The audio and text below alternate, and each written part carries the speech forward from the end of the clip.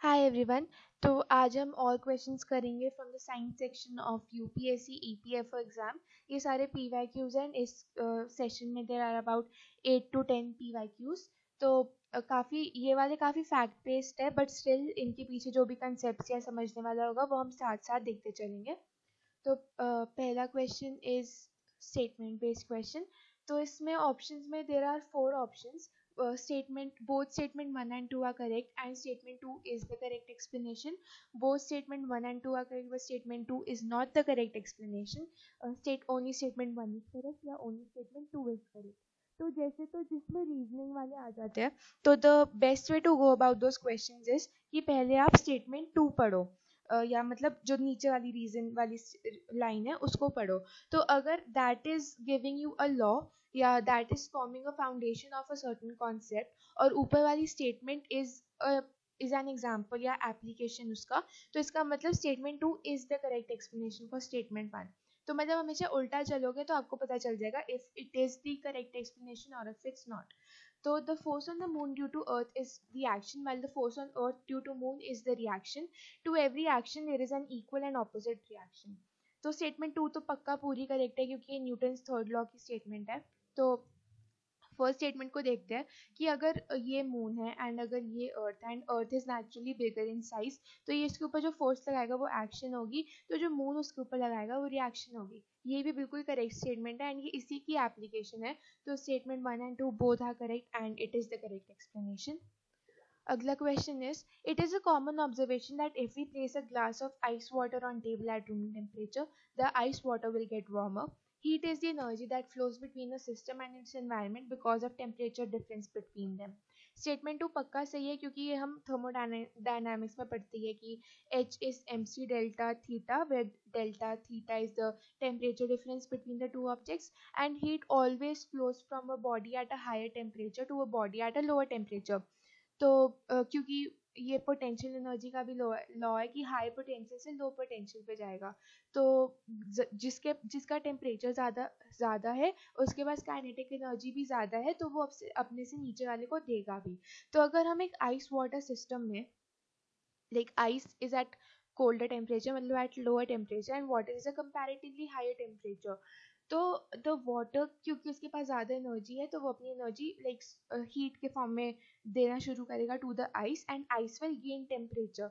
अगर ice will gain temperature तो obviously the full apparatus will get a little bit warmer. तो both statement 1 and 2 are correct and statement 2 is the correct explanation for the first statement. अगला question which is not the diamagnetic at standard temperature and pressure: nitrogen, sodium chloride, water and iron. तो ये options देख के ही पता चलता है कि ion is a ferromagnetic material and not a diamagnetic material. तो इसका आंसर आयन होना चाहिए, बट फिर भी हम एक इस कॉन्सेप्ट को समझ लेते हैं। अगर आपका कोई ऑब्जेक्ट है जिसको आपने प्लेस किया मैग्नेटाइजिंग मैग्नेटिक फील्ड में, तो इसकी डायरेक्शन अगर ये है एंड अगर आपका ऑब्जेक्ट इसी साइड में मैग्नेटाइज हो रहा है, अगर अगर वीकली मैग्नेटाइज हो रहा है तो ये हुआ पैरामैग्नेटिक, बट अगर स्ट्रांगली मैग्नेटाइज हो रहा है तो ये हुआ फेरोमैग्नेटिक।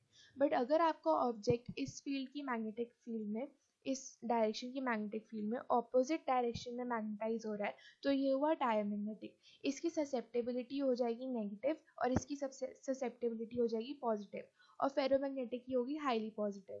तो ये एक टेबल होता है जिसमें डिफरेंट टाइप्स ऑफ एग्जांपल्स और ससेप्टेबिलिटी मेंशन्ड होती है। तो इसके हिसाब से भी अगर आप देखो तो फेरोमैग्नेटिक इज आयन, तो इसका आंसर होना चाहिए आयन। ये आप अपने रेफरेंस के लिए यूज कर सकते हो इस टेबल को। इसमें major examples of different type of materials. Which of the following gases has the highest solubility in water? Chlorine, ammonia, carbon dioxide and nitrogen. ये हेनरीज लॉ के ऊपर बेसिक क्वेश्चन है। हेनरीज लॉ क्या कहता है कि partial pressure of a gas is equal to Henry's law constant into mole fraction. Mole fraction को हम इक्विवेलेंट मानते हैं टू सॉल्युबिलिटी। तो मतलब अगर मैं इसको बेसिक इसका लिखूं अगर मैं, तो it would be pressure is Henry's law constant into mole fraction which is chi. तो मतलब Henry's law constant is inversely proportional to the solubility. अभी हमसे highest solubility पूछा है, तो जिसकी solubility सबसे ज़्यादा उसका Henry's law constant सबसे कम। तो ये टेबल से आप रेफर करो कि किसका हेनरीज लॉ कांस्टेंट सबसे कम बन रहा है अकॉर्डिंग टू दी ऑप्शंस। तो अगर आप देखो तो नाइट्रोजन का सबसे कम बन रहा है, तो nitrogen should be your required answer. Bleaching powder contains nitrogen, iodine, chlorine, bromine. Bleaching powder होता क्या है? इट इज कैल्शियम ऑक्सीक्लोराइड, तो CaOCl2। तो ऑप्शंस के हिसाब से इसका आंसर शुड बी क्लोरीन। और अगर आप देखो भी तो nitrogen is use in fertilizers वगैरह, and iodine can be use in antiseptics, not exactly antiseptics, आपके वोन्स के ऊपर लगाने के लिए। Chlorine is use in bleaching powder, and bromine भी क्यों होगा आंसर इसका। तो ये रिएक्शन है for the formation of bleaching powder. तो calcium hydroxide plus chlorine will give you calcium oxychloride, which is bleaching powder. What is the causal agent of chikungunya? Chikungunya एक viral disease होती है which is spread through the vector female Aedes mosquito. तो ये एक basic question है, आपको mostly पता ही होता है, लाइक फंगस नहीं होगा। नीमाटोड इज बेसिकली जो पेट के कीड़े वाली बीमारी टाइप होती है, दैट वो भी नहीं, जैसे liver fluke is an example, ये भी नहीं होगा। And it's not a bacterial disease. ये फैक्ट बेस्ड क्वेश्चन है, आपको पता होना चाहिए कि what type of diseases are viral, bacterial, ऐसा। तो इसका आंसर होगा virus. Bioremediation is a technology which is using extensively in controlling. तो बायोरेमिडिएशन होता क्या है कि जो इंडस्ट्रीज की वेरियस हार्मफुल वो होते हैं पोल्यूटेंट्स, जैसे उनके कुछ मेटल रेजिड्यूज होंगे जो उन्होंने ऐसे ही डिस्पोज ऑफ कर दिए होंगे, या फिर जो ऑयल स्पिल्स हो जाते हैं, तो उनको हम स्पेसिफिक माइक्रोब्स असाइन करते हैं जो उन टॉक्सिक मटेरियल्स को नॉन टॉक्सिक मटेरियल्स में ट्रांसफॉर्म कर देती है, एंड उसको हम प्रोसेस को हम रिकवरी कह देते हैं। तो bioremediation is use of living organisms to break down ऐसे टॉक्सिक चीज़ें। तो ऑप्शंस अगर आप देखो तो इसका आंसर ऑप्शन डी बनना चाहिए, हैवी मेटल पोल्यूशन के लिए बायो रेमिडिएशन यूज होती है। Beauty of some historical moments is greatly affected, monuments is greatly affected by the growth of certain living organisms.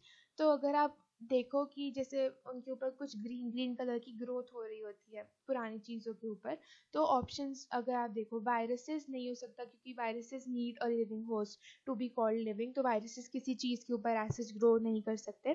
Bacteria microscopic, वो आपको ऐसा ग्रीन कलर में नहीं दिखेंगे, मतलब ये भी वैसे फैक्ट बेस्ड क्वेश्चन ही है, इसका आंसर लाइकेंस होगा।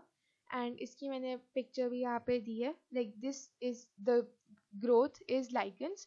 और एम्फीबियस प्लांट्स ऑफ ब्रायोफाइट्स, वो नहीं ऐसा ग्रो होंगे मॉन्यूमेंट्स के ऊपर, क्योंकि they need moisture places to grow and they need water to complete their life cycle, like उनकी फर्टिलाइजेशन के लिए। तो इसका answer should be lichens. Which of the following has the characteristics of both an animal as well as a plant? तो जो five kingdom classification के हिसाब से we have different kingdoms, जैसे Monera, Protista, Fungi, Plantae and Animalia। तो Protista में there is this dual organism जिसको हम कहते हैं Euglena। तो अगर आप देखो इसकी एक प्रोटीनेशियस कवरिंग है which is spherical, then it even has a chloroplast. Chloroplast is a plant-like characteristic to make your own food, मतलब photosynthesis या autotrophic condition के लिए आपको अपना खाना बनाना पड़ेगा जो क्लोरोप्लास्ट के थ्रू होगा। But it also has vacuoles to ingest some food, तो मतलब ये heterotrophic भी है and autotrophic भी है। तो since it has this dual property of being heterotrophic as well as autotrophic, इसका आंसर होगा यूग्लीना। अर्थवॉर्म इधर कंफ्यूजिंग ऑप्शन इसलिए डाला है क्योंकि अर्थवॉर्म इज अ हर्मेफ्रोडाइट, इसमें बाइसेक्सुअल होता है, इसमें मेल फीमेल सेक्सुअल ऑर्गन्स दोनों है। तो बट हमें प्लांट एंड एनिमल के हिसाब से डबल ऑर्गेनिज्म देखना है, तो इसका आंसर होगा यूग्लीना। ये लास्ट क्वेश्चन है, काफ़ी simple fact based general awareness question है। In order to save the stored food grains from insects, farmers usually mix them with neem leaves, mango leaves, peepal या ऑरेंज लीव्स। ये ऑप्शंस देख के clear हो जाएगा, बट नीम और पीपल में हो सकती है कंफ्यूजन हो, but neem has anti microbial and anti fungal properties, तो neem leaves is the appropriate answer इस क्वेश्चन के लिए। तो ये इतने ही क्वेश्चन थे, most of these were very straightforward fact based. I hope कुछ आपने कुछ नया सीखा होगा आपने इस वीडियो से। आई होप आपके लिए हेल्पफुल रहा होगा। Thank you for watching.